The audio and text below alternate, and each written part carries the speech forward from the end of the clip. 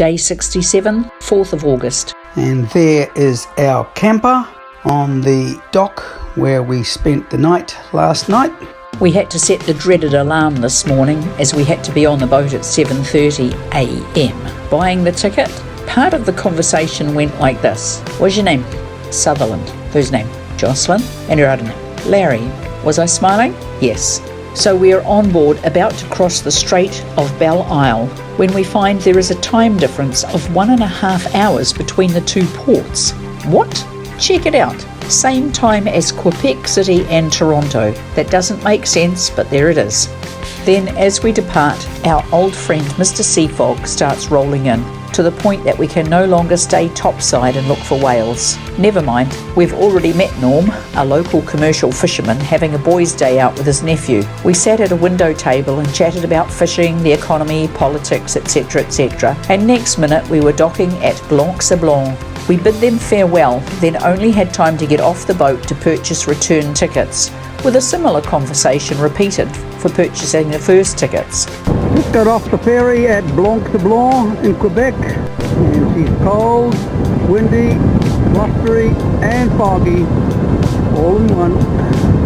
We walk up the hill to take some photos and get back to the boat. The wind is blowing straight into Blanc Sablon and it's getting cold and wild. Apparently that's very typical for the Labrador coast.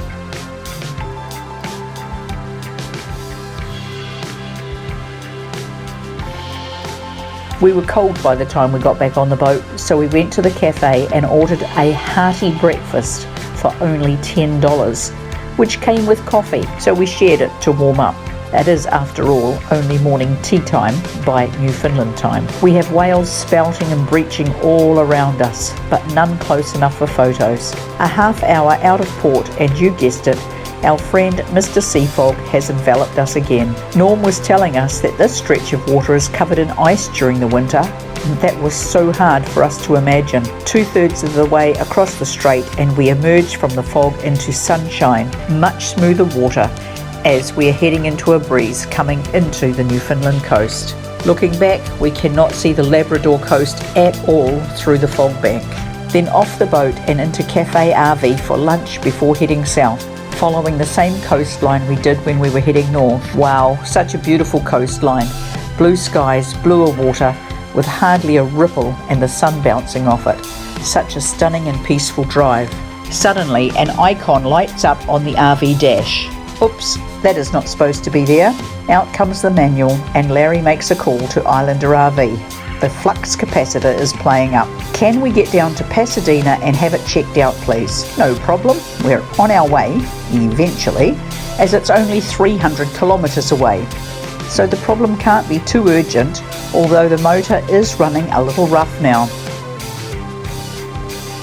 We have to stop at the Arches first. Not only large rock formations, but the stones on the beach have such incredible and diverse colour combinations. I really do want to bring a box of them home with me. Further south, we stop at Cowhead to use the free RV dump site and fresh water fill. Yes, free. It is getting dark and threatening rain, so we pull off for the night. Life is not all bad though. We still have 1-day-old cod for dinner.